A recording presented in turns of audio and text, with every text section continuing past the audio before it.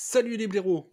Enfin non, ce que je veux dire, c'est, si je suis un renard, vous êtes des blaireaux. Non, c'est pas ça. C'est en fait, les renards et les blaireaux, ils cohabitent. Donc, ce que je veux dire, c'est qu'en fait,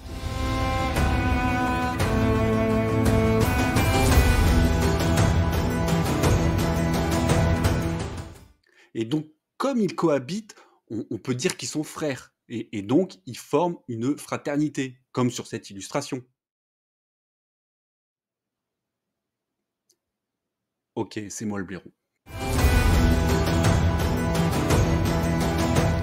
Donc tout ça pour essayer, d'introduire l'annonce, qui est donc le sujet de la vidéo, de la, nouvelle faction, la 10e faction de Assoif et ce sera donc la Fraternité sans bannière.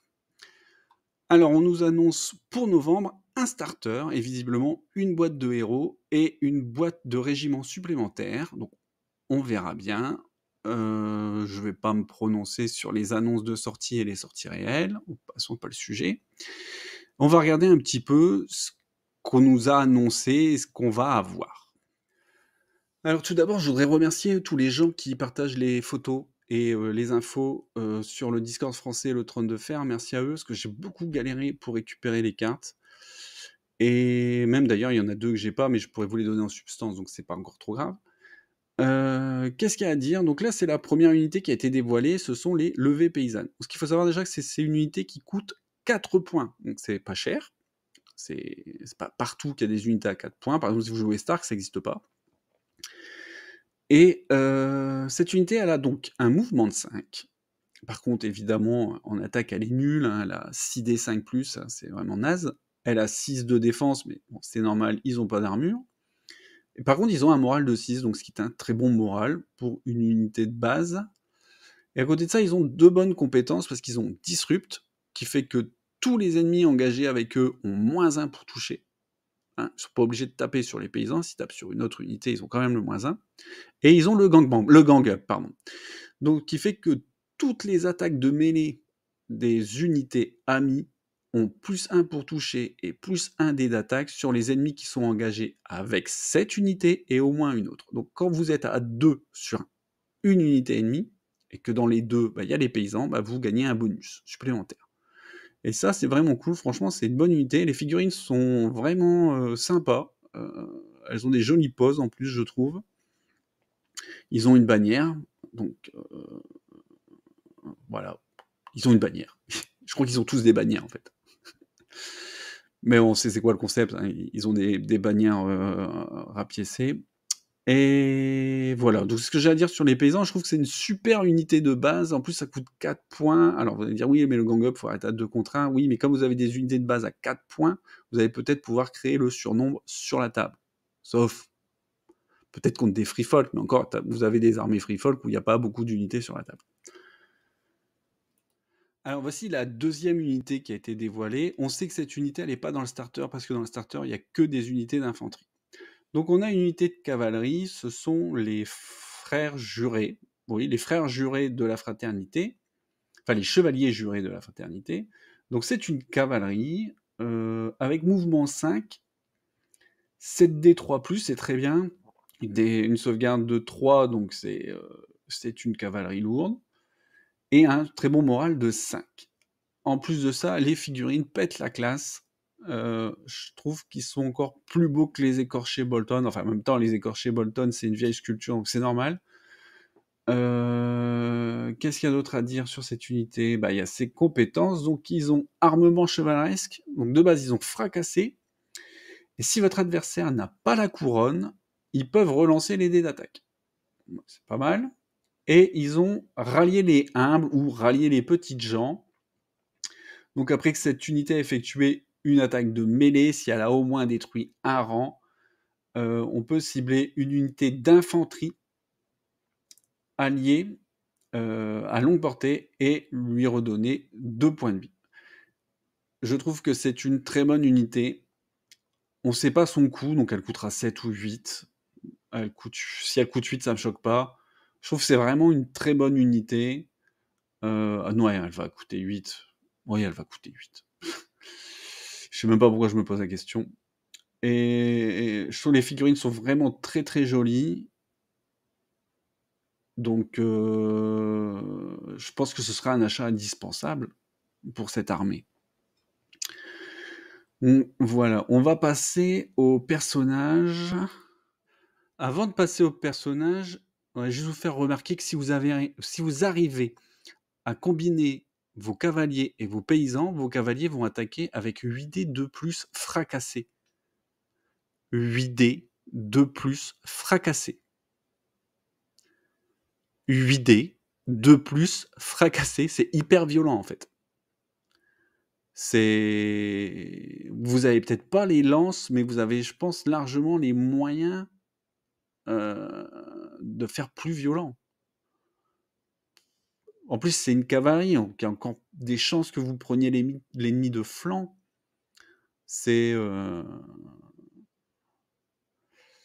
ouais, je trouve que c'est vraiment une unité bien violente qui pique dans ce qu'on nous a montré de l'armée en tout cas. Alors en personnage, on nous a dévoilé Beric Dondarrion, qui est le personnage principal donc de la fraternité. Il est général, infanterie, donc vous ne le mettrez pas dans vos chevaliers. Donc j'ai pas le visuel de sa carte de général, mais je peux vous dire ce qu'il y a dessus. Il a comme ordre sentinelle. Donc sentinelle, ça fait que quand quand une unité alliée est attaquée à portée longue, vous, en réponse, vous pouvez faire une manœuvre ou une charge, mais la charge peut cibler que l'attaquant. Voilà, donc ça c'est une très très bonne capacité. Et à côté de ça, il a 2 passifs. Il en a un qui lui permet de regagner un point de vie à chaque fois qu'il réussit un test de morale. Et si votre adversaire n'a pas la couronne, si je dis pas de bêtises, vous en gagnez un second. Voilà. Et en dernier, il a Pathfinder. Pathfinder, ça vous permet d'ignorer certains mots-clés de terrain comme dangereux et entravant, ce qui est très très pratique en fait. Il me manque aussi une de ses cartes tactiques. Donc sa première carte tactique, c'est Assaut Order. Donc il a Assaut Order comme Khal Drogo. Donc quand une UNC alliée réclame une zone, on peut remplacer l'effet de la zone par l'unité ciblée fait une attaque de mêlée. Et si c'est l'unité de Beric, elle peut faire une charge à la place. Voilà, ce qui est une très très bonne carte, parfaite pour surprendre l'adversaire. Et donc à côté de ça, il a Lightbringer, donc c'est après qu'une unité de combat amie a effectué une attaque de mêlée, on peut cibler un ennemi à portée courte de l'attaquant. Il fait un test de panique avec -1 à son jet pour chacun de ses rangs détruits. Donc, potentiellement, ça peut faire -2. Si l'attaquant est l'unité de Beric, en plus, ça devient paniqué. C'est pas mal, ça peut aider à finir des unités qui sont pas bien. Ça peut aider, ça peut même aussi faire un double test de panique sur l'unité qu'on vient d'attaquer, puisque c'est une unité à portée courte, donc ça peut être celle avec laquelle on est engagé. C'est une bonne carte, je trouve que c'est pas une carte inutile. Et après, on a le Six Times Too Many. Alors ça, c'est une carte très intéressante, c'est quand une unité d'infanterie ennemie doit être détruite par une attaque de mêlée. Bon, alors il y a 2 conditions, il faut que ce soit une infanterie, et il faut que ce soit par une attaque de mêlée. Cette unité n'est pas détruite, mais elle reste en jeu avec 1 point de vie. Puis on attache cette carte à l'unité jusqu'à la fin de la partie. Et tant que la carte est attachée, cette unité ne peut pas être la cible de cartes tactiques ou d'ordre ennemi ou ami. Voilà, tout simplement. Donc ça la protège, ça l'empêche de bénéficier de certaines choses, mais ça l'empêche aussi d'être la cible des fourberies de l'adversaire. Et je trouve que c'est un personnage qui a des bonnes cartes. Déjà, Beric, c'est un bon personnage dans la série, je l'aime bien, même s'il a une fin de merde, mais disons, quand on le voit dans la série, je l'aime beaucoup. C'est un mec qui a des principes et qui fait son taf, en fait. Et je trouve qu'il a des bonnes cartes. Alors, on ne sait pas ce qu'il y a dans le deck. Ça, on ne sait pas. Qu'est-ce qu'il y a d'autre à dire ? Donc il y aura aussi une boîte de héros, il y aura le prêtre de la lumière, il y aura Caitlyn, il y aura pas mal, je crois qu'il y aura pas mal de choses déjà pour commencer à jouer l'armée. On ne sait pas si on pourra jouer du neutre, avec la Fraternité sans bannière, ça on ne sait pas. Mais visiblement, on pourra jouer soit une unité Stark, soit une unité Baratheon. Mais il n'a pas été précisé qu'est-ce qui était une unité Stark ou qu'est-ce qui était une unité Baratheon. Je m'explique. Est-ce qu'une unité Tully, c'est une unité Stark? Est-ce qu'une unité au jardin, c'est une unité Baratheon?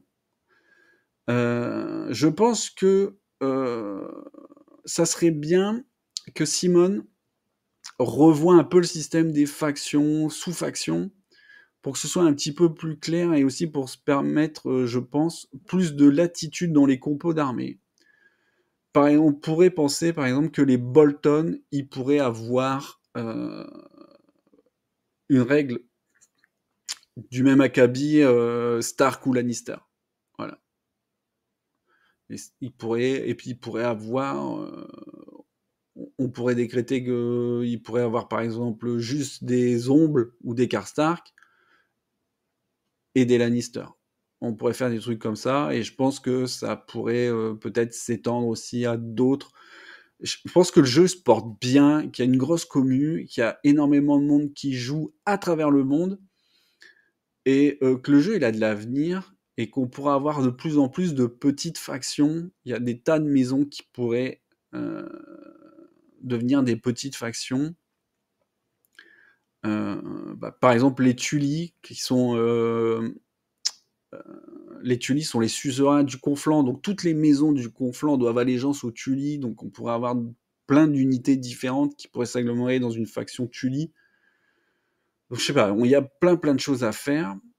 Qu'est-ce que j'ai d'autre à dire? Pas grand-chose. Si le contenu vous plaît, pensez à vous abonner, à partager, à me laisser un commentaire si vous avez quelque chose à dire, si vous pensez ou remarquez que j'ai dit une bêtise, faut pas hésiter à me reprendre. C'est mieux pour tout le monde. Et voilà. J'ai dit que je reprenais le contenu à soif sérieusement et je m'y tiens. Je pense qu'il y aura aussi une vidéo la semaine prochaine sur ma nouvelle armée. Et aussi, comme ce week-end, je vais chez les Squig pour un gros tournoi où il y aura du beau monde. Il y a beaucoup de gros joueurs qui vont venir. Un tournoi sur 2 jours à Calais. Il y aura aussi une vidéo sur le retour tournoi. Je pense que je ferai une vidéo sur ma nouvelle armée que j'ai montée pour aller au tournoi et une vidéo pour parler des listes que j'aurai affrontées sur le week-end. Voilà, un grand merci à vous si vous m'avez regardé jusqu'au bout. N'hésitez pas à faire vos remarques. Je vous remercie de m'avoir regardé et je vous dis à très bientôt. Salut!